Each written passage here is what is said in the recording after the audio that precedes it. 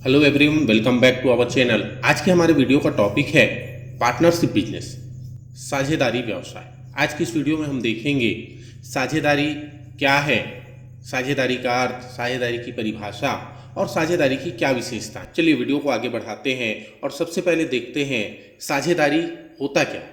Partnership या साझेदारी सामान्य बोलचाल की भाषा में विशिष्ट गुणों वाले व्यक्तियों के सामूहिक संगठन को साझेदारी कहते हैं। व्यावसायिक संगठन के इस प्रारूप में दो अथवा दो से अधिक व्यक्ति मिलकर व्यवसाय करते हैं। वे अपनी योग्यता अनुसार व्यवसाय का प्रबंध व संचालन करते हैं तथा पूंजी की व्यवस्था करते। इस प्रकार अलग अलग गुणों वाले व्यक्ति, जैसे कुछ धनी व्यक्ति, कुछ प्रबंध कला में निपुण व्यक्ति, कुछ अधिक व्यवहार कुशल होते हैं, कुछ अन्य कलाओं में दक्ष होते हैं, अपनी अपनी विशेषताओं के अनुसार साझेदारी संगठन का निर्माण। इसका मतलब क्या है कि जब कुछ विशिष्ट गुणों वाले व्यक्ति, मतलब जिनमें कुछ स्पेशल क्वालिटी है, किसी में मैनेजमेंट की कला है, कोई अच्छा व्यवहारिक है और किसी के पास पूंजी है, धन है, और ऐसे व्यक्ति एक दूसरे के क्वालिटी का लाभ लेने के लिए जब एक साथ मिलकर काम करते हैं और उस काम से होने वाले प्रॉफिट लॉस को आपस में डिवाइड करते हैं, तो इसे पार्टनरशिप कहा जाता है। सरल शब्दों में हम क्या कह सकते हैं? सरल शब्दों में हम कह सकते हैं कि लाभ कमाने के उद्देश्य से जब दो या दो से अधिक व्यक्ति मिलकर कोई वैधानिक कार्य करते हैं तो उसे साझेदारी कहा जाता है। कम से कम दो व्यक्ति, दो या दो से अधिक व्यक्ति जब मिलकर कोई वैधानिक कार्य मतलब जो लीगल हो, जो गैर कानूनी ना हो, जो कोई ऐसा कार्य उनके द्वारा किया जाता है और उस कार्य से होने वाले लाभ को आपस में बांटने का वो समझौता करते हैं, तो उस व्यवसाय को क्या कहा जाता है? साझेदारी व्यवसाय, पार्टनरशिप बिजनेस कहा जाता है। और जो व्यक्ति साझेदारी में शामिल होते हैं वो व्यक्तिगत रूप से साझेदार और सामूहिक रूप से फर्म कहलाते हैं।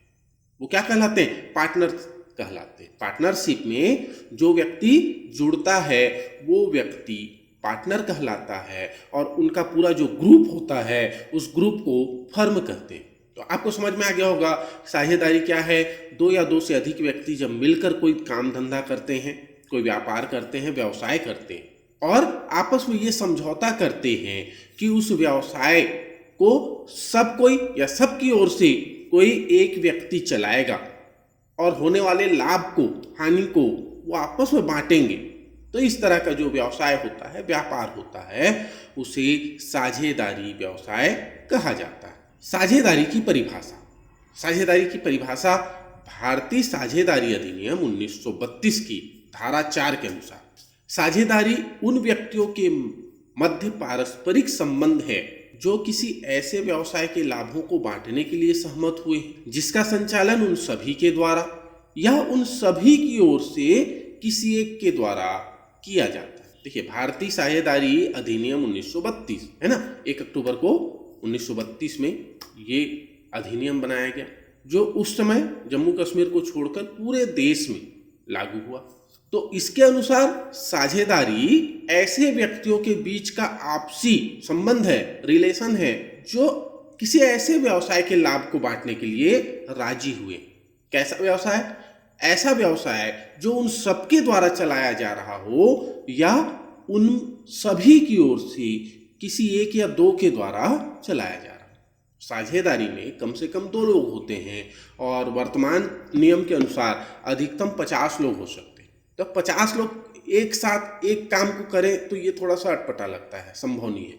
तो या तो सबके सब चला सकते हैं, अधिकार सबको है चलाने का, लेकिन इससे थोड़ी सी ऑपरेटिंग व्यवसाय को ऑपरेट करने में दिक्कतें आएंगी।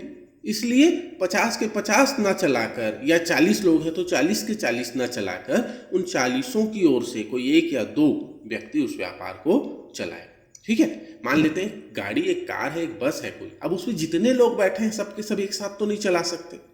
उन सब की ओर से कोई एक गाड़ी को चलाएगा, लेकिन मंजिल तक सभी पहुंचेंगे। तो वही चीज, परिभाषा भी आपको समझ में आ गई होगी, क्लियर हो गया होगा। अब आगे देखते हैं साझेदारी की क्या विशेषताएं होती है, मतलब किस व्यापार को हम साझेदारी कहेंगे। तो जिस व्यापार में ये सारी विशेषताएं पाई जाएंगी उन्हीं को हम साझेदारी कहेंगे। अगर ये विशेषताएं, ये लक्षण नहीं है तो हम उसको साझेदारी नहीं कहेंगे। क्या विशेषताएं?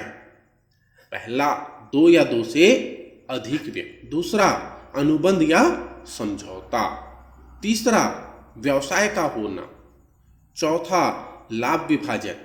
पांचवां, स्वामी और एजेंट का संबंध। छठवां, साझेदारों के उत्तरदायित्व। सातवां, असीमित दायित्व। आठवां, पृथक अस्तित्व नहीं। ये 8 पॉइंट जो इंपॉर्टेंट है और जो आपको आसानी से याद रह सकता है, समझ में आ सकता है, वो 8 पॉइंट हमने लिया है।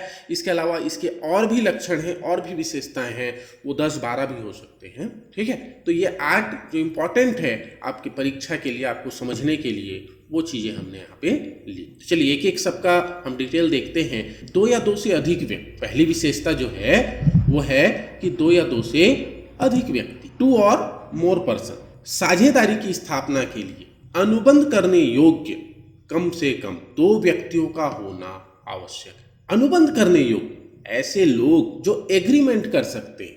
अब एग्रीमेंट कौन कर सकता है? जो 18 वर्ष या उससे अधिक का हो। ठीक है, जो पागल दिवालिया ना हो। कोई पागल आदमी किसी के साथ एग्रीमेंट नहीं कर सकता। उस एग्रीमेंट को हम जायज नहीं मानते, वैलिड नहीं मानते, वो इनवैलिड है। अगर आपने किसी पागल के साथ कोई एग्रीमेंट कर लिया जिसका दिमाग सही नहीं है, हाफ माइंड है, मानसिक रूप से कमजोर है, आपने उसकी जमीन अपने नाम करा ली धोखे से, ठीक है, तो अब आप उस पर अधिकार नहीं कर सकते, क्योंकि आप दोनों के बीच जो समझौता हुआ, जो अनुबंध हुआ, वो अनुबंध क्या है? अवैध है, उसे वैध नहीं करार दिया जा सकता। कोई दिवालिया है जो डिफाल्टर घोषित हो चुका है, अब ऐसे व्यक्ति के साथ कोई एग्रीमेंट योग्य मतलब वैलिड नहीं माना जाता, लीगल नहीं माना जाता। तो ऐसा व्यक्ति जिसमें अनुबंध करने की क्षमता हो, ठीक है, तो अनुबंध करने की क्षमता किसमें होती है? जो 18 साल का है। छोटे बच्चे से हम एग्रीमेंट नहीं करा सकते। दूसरा, पागल दिवालिया ना हो, किसी शत्रु देश का ना हो, है ना, और जिसको कानून ने एग्रीमेंट से बैन ना कर दिया हो। कोई ऐसे भी केस होते हैं जब कानून किसी को एग्रीमेंट करने से बैन कर देता है, प्रतिबंधित कर देता है, तो ऐसे व्यक्ति के साथ भी एग्रीमेंट, अनुबंध नहीं हो सकता। तो ऐसे 2 व्यक्ति होने चाहिए जो एग्रीमेंट कर सकते हैं। ठीक है, भारतीय साझेदारी अधिनियम में अधिकतम कितने लोग होंगे इसके बारे में कुछ नहीं बताया गया, लेकिन भारतीय कंपनी अधिनियम के अनुसार वर्तमान में एक साझेदारी में अधिकतम 50 पार्टनर हो सकते हैं, 50 सदस्य हो सकते हैं। तो 2 या 2 से अधिक व्यक्ति पहली विशेषता है कि कम से कम 2 व्यक्ति होंगे और अधिक से अधिक 50 हो सकते हैं। अगर 50 से प्लस हो गए तो फिर वो साझेदारी इनवैलिड हो जाएगी, इनलीगल हो जाएगी। दूसरा, अनुबंध या समझौता, एग्रीमेंट। साझेदारी का जन्म ही समझौते से होता है।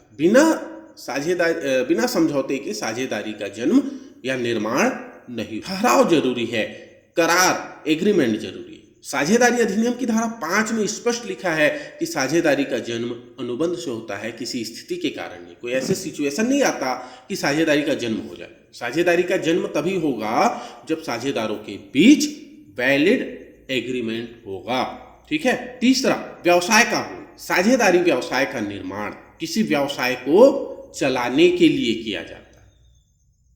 किसी संपत्ति को मिलकर खरीदना और उसका मालिक बनना ये व्यवसाय नहीं कहलाएगा, क्योंकि वो उसको व्यवसाय के रूप में यूज नहीं कर रहे हैं। अगर 2 भाइयों ने मिलकर कोई मकान खरीदा रहने के लिए, या 2 दोस्तों ने मिलकर एक मकान खरीदा रहने के लिए, तो दोनों ने मिल के खरीदा, दोनों के बीच कुछ एग्रीमेंट हुआ होगा। ठीक है, दोनों ने पैसे लगाए, लेकिन वो व्यवसाय नहीं है, और व्यवसाय नहीं है इसलिए वो पार्टनर नहीं कहलाएंगे, साझेदारी नहीं कहलाएंगे। चौथा, लाभ का विभाजन। साझेदारी के अंतर्गत ये भी ठहराव किया जाता है कि साझेदारी में जो भी कारोबार कर रहे हैं, जो वो व्यापार कर रहे हैं, उसमें होने वाले लाभ हानि को वो आपस में बांटेंगे। चाहे लाभ हो या हानि, आपस में उसका बंटवारा किया जाएगा। बांटेंगे कैसे? बराबर भी बांट सकते हैं, अलग अलग अनुपात में भी बांट सकते हैं, कोई ज़्यादा कोई कम, है ना। वो आपस में वो लोग तय करेंगे, जैसा उन्होंने समझौता किया होगा उस आधार पे वो विभाजन करेंगे। अब देखिए, इसको एक उदाहरण से हम समझते हैं। 2 दोस्त हैं, ठीक है, 2 दोस्त हैं, बंटी और टीटू। बंटी और टीटू ने आपस में ये तय किया कि बंटी की बाइक और टीटू उसमें पेट्रोल डलवाए। 2 लोग हैं, 2 दोस्त हैं, दोनों ने आपस में तय किया कि बंटी की बाइक में टीटू पेट्रोल डलवाएगा और दोनों मार्केट जाएं या कोई मेला जाएं। अब देखिए यहाँ पे क्या हुए, पहली विशेषता पूरी हुई, दो या दो से अधिक व्यक्ति हुए, दोनों ने समझौता किया कि एक की गाड़ी है, दूसरे ने पेट्रोल डलवाया और दोनों मेला जाएंगे, तो क्या हम इनको पार्टनर कहेंगे? क्या ये इनके बीच का ये जो समझौता है ये साझेदारी कहलाएगा? नहीं कहलाएगा। क्यों नहीं कहलाएगा?